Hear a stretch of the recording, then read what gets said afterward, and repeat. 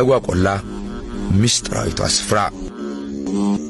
እዚህ ስፍራ መልአኩ ዑራኤል ታምር ሰርቷል ሲል ድርሳኑ ይነግረናል። ይሄ ደግሞ ቆጵሮስ ተራራ ነው። መንዝ የሚለው ቃል መነሻ ይህ ስፍራ ነው። ነዛሃ ረጨ የሚለው ቃል እዚህ ተነስቷል ከሚለው ደሙ ታሪክ ጋር ይገናኛል።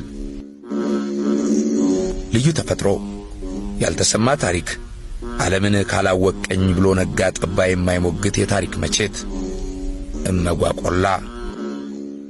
ምድሩም ሰውም ጸጥ ብሏል። የዓለም አሳሽ የተሰወረውን ጽዋ ፍለጋ የዓለምን ምድር ውስጥ ግምጃ ቤቶች አዳርሷል።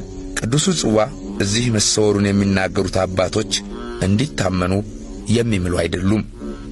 የአርምሞ ስፍራ